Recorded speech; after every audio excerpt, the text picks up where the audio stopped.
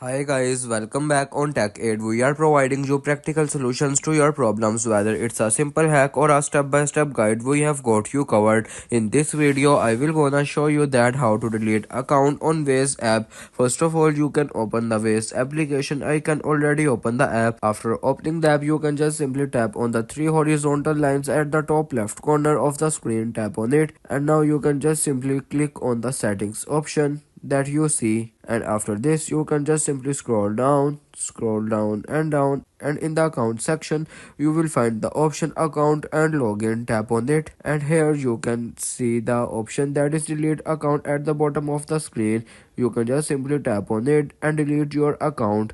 If you want to keep your online activity private and access to restricted contents like I do, trying using a VPN. It's secure, easy to use, and makes a browsing safer. The link to buy is in the description below.